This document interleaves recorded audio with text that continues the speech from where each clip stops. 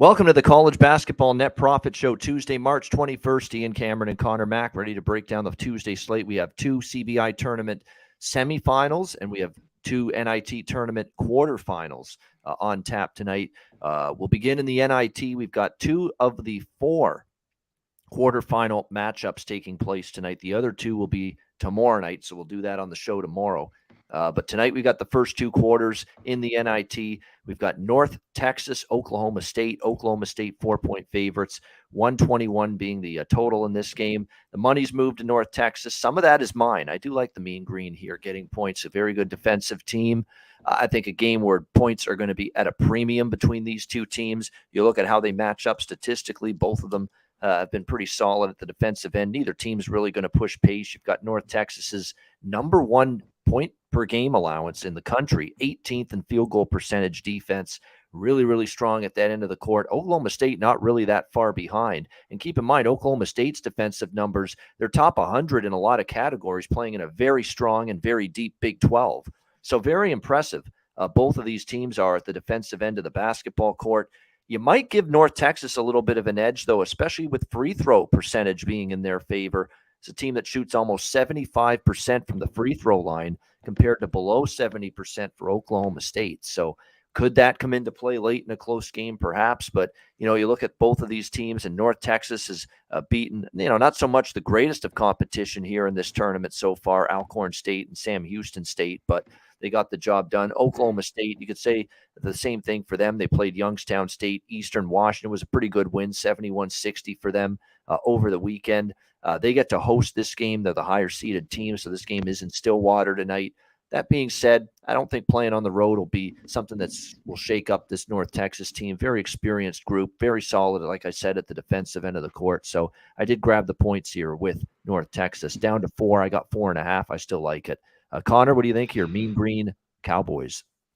Yeah, and to touch on it, I think it goes basically 3.5 everywhere here. It's already moved to a lot of spots, 3.5. I think that's where it ends up.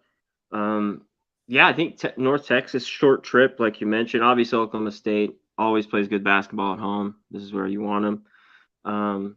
Got the win versus Eastern Washington. Didn't get the cover. Same thing with Youngstown. I think this game is close. Maybe Oklahoma State a little bit more talent, but North Texas team is just so gritty. You talked about defensively how great they are, and I think right now they probably have the best player, and he has to have a big game in Perry for North Texas. I think he's key. He had, I think, 23 last game. I think he's big in this one, and with the total down 124 to 121. I mean, yeah, obviously there could be points. North Texas does shoot the three a little decent, almost 35%, and you mentioned the free throws, but even at this number, I'd have to still look under. I mean, I think it could just be just a slow down, old school rock fight. So, yeah, I'm with you here. If you get 4, get a 4. I think it's close. Yeah, and there's no doubt 3-point shooting can offset a very low total, but at the same time, you can say that about every tournament game, that if someone gets hot on the perimeter, it can blow up the under. That's why it's so tough. And these are great shooting teams, but it could still happen. But if you're just going off pace and their numbers and everything, I mean, this is where the line should be. Right. No doubt. I mean, that's exactly what the point spread is based off. In all these tournaments, it's the full season records and power ratings, and that's what spits out the numbers. But again, if you can find these intangible or matchup advantages, that's what you got to basically go with. But if you're basically on raw power ratings, these numbers are very sharp, very accurate at this time of year. All right, the second quarterfinal in the NIT tournament tonight, Wisconsin and Oregon out in Eugene. Oregon down to 2.5-point favorites, 131.5 being the total in this NIT quarterfinal. What's funny about Oregon is that people have been betting against them in both games. I mean, the flock of money on Irvine, and Oregon won and covered and won by 26 points. And then everybody was betting UCF against them on Sunday, and Oregon won and covered again, 68-54. I like Oregon now at 2.5. I mean, I like, they clearly are showing signs of caring about winning this tournament. They are playing with great defensive basketball. Dana Altman's crew in the last 2 victories they've had. And I'm not trusting Wisconsin on a Madison, Wisconsin out to the West Coast trip here in a 2-day turnaround. 1 day, in between. 1 day, really, yeah. flying all the way out to the West Coast here. So once again, the betting markets are anti-Oregon for the third straight game with them here in the NIT tournament. And not me. Now that it's down to 2.5, I'm looking the other way. I like the Ducks here to get it done. I could even just take a money line now that it's dropped this low at -2.5. You can get -145 at DraftKings with the money line. That's what I'm on here. Ducks money line. I don't get the love for Wisconsin, and I don't get all the hate for Oregon. And there's this fascination, this obsession with betting against them in every one of their NIT tournament games so far. What do you think, Connor? Yeah. I mean, you mentioned the quick turnaround. What is this all about? Like, it's just because they, they're like, is this going to catch up with them? No Richardson. Dante still not going to play. I mean, is it just these younger guys are playing great basketball? You mentioned it. I mean, they've just shut both these teams down, 54 and 58. And yeah, the travel spot's not good. Like when it was 5 or 4.5, you could maybe think Wisconsin's in this one. Wisconsin's ugly though. They don't do anything well offensively. They don't move the ball great. It's just ugly. And the total, I don't know what to do with this total. Is Oregon, that's what they're saying. Are they going to play again this great with these kids? And maybe the defense is an under? I don't know. This one could get wacky. This one just has too many question marks for me to bet here, Babano. So I'm off. Yeah, there are definitely some question marks. Now, plus there's been some lineup configuration with Oregon. They've had question marks in every game with Richardson and Folly Dante as well. But yet these guys have ended up playing, I think, at the end of the day in some of their games. And like I say, and I think they missed in the Irvine game and still were able to whip Irvine without those guys. So they didn't play last game, though, did they? Yeah.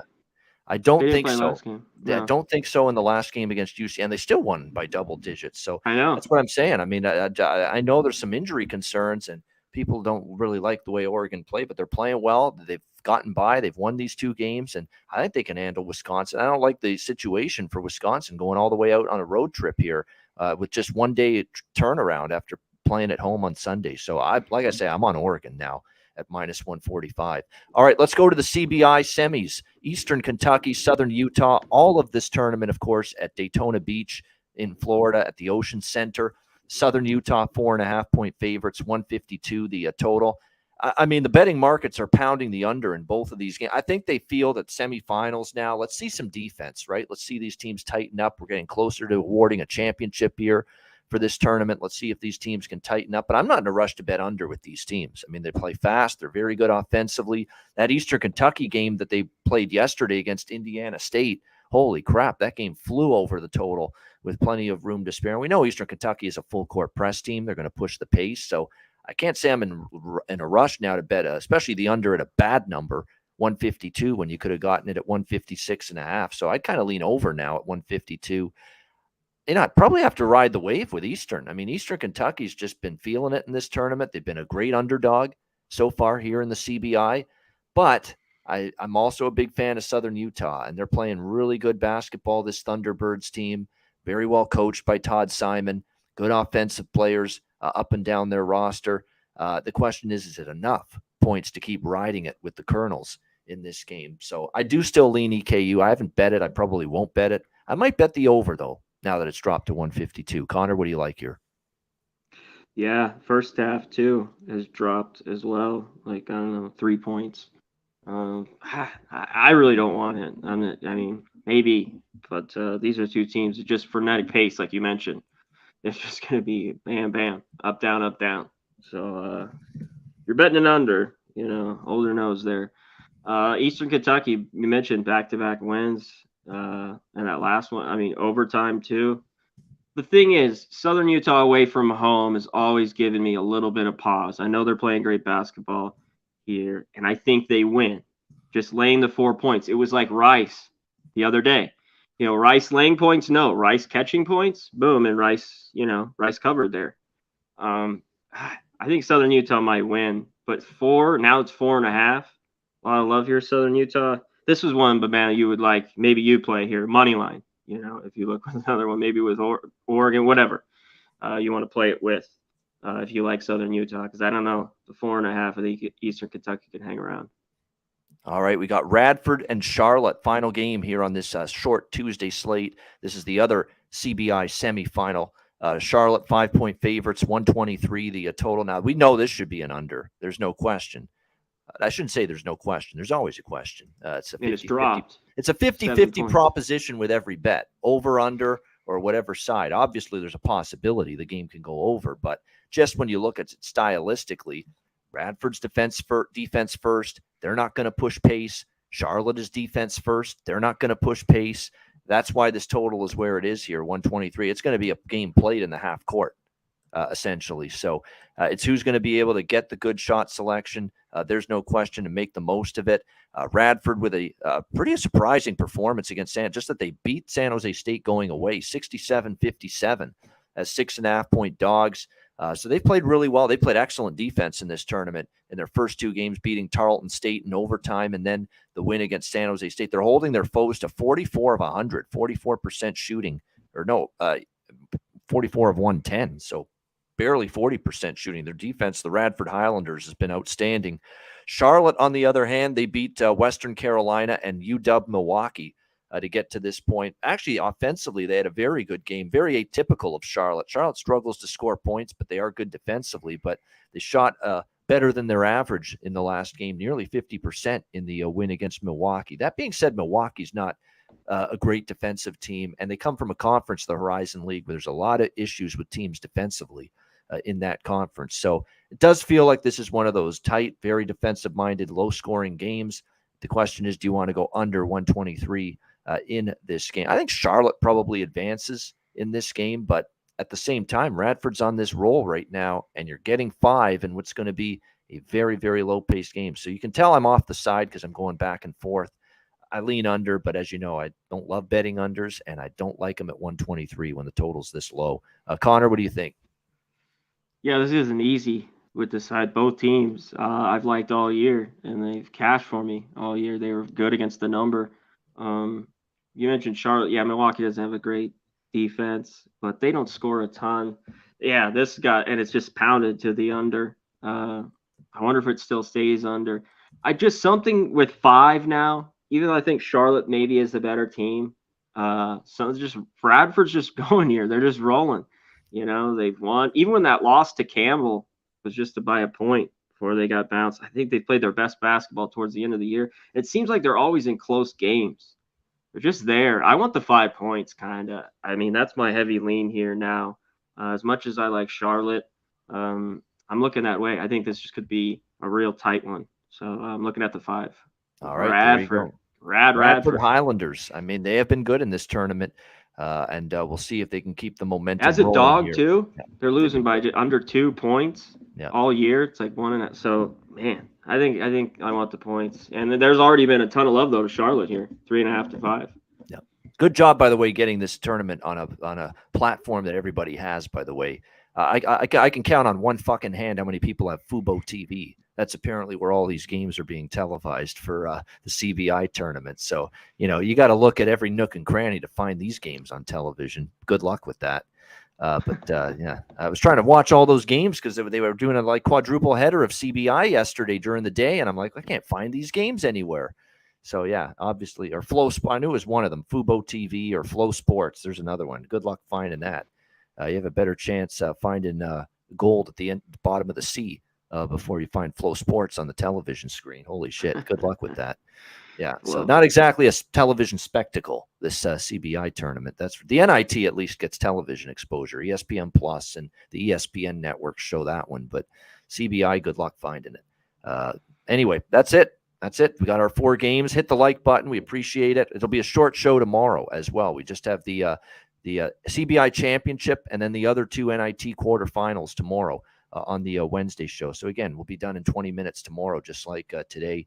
And then, of course, Thursday, Friday, we're on as usual. We'll do the Sweet 16 breakdowns, 4 games Thursday, 4 games Friday, and we'll get you ready for the Sweet 16 of the big one, the NCAA tournament, of course, on Thursday and Friday. All right, we'll be back to wrap with best bets right after we hear from Manscaped and Southtown 101.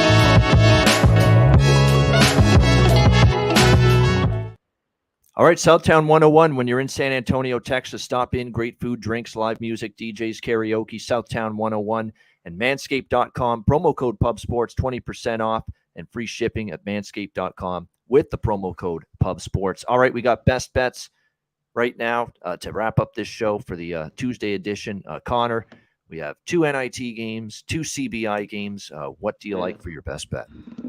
Well, it's tough because the lines have moved so much. But as long as you get the 4, give me North Texas. I think it can hang around with Oklahoma State. There you go. North Texas plus the points against Oklahoma State. Plus 4s are still out there. So make sure you shop around with that. North Texas plus 4 against Oklahoma State. I like that one, but I'll go with Oregon. Quack, quack, quack, quack, quack, quack. The Oregon Ducks here as best bet here against Wisconsin. I think the lines come down too much. Oregon is every time they've bet against Oregon, these first 2 games, Oregon has responded with an emphatic win. They're at home, rested, waiting on Wisconsin, who've got to get out there from Madison on Sunday, play a turnaround game out in Eugene tonight. So definitely situational advantages for Oregon. Minus 145. Oregon Ducks money line against Wisconsin for me for best bet. All right, that'll wrap up this edition of the College Basketball Net Profit Show. Join us tomorrow. Again, we've got the the other NIT quarterfinals tomorrow, the other 2, and the CBI championship game, which will be the winners of the 2 games tonight will face each other tomorrow night in the CBI championship. So we got those 3 games tomorrow, and then of course Thursday, Friday we'll have the Sweet 16 previews for you right here on the College Basketball Net Profit Show. Hit the like button on the way out. For Connor Mack, I'm Ian Cameron. Have a great Tuesday night. Enjoy the games and good luck, and we'll talk to you again tomorrow on Wednesday for another edition of the College Basketball Net Profit Show right here on Pub Sports Radio.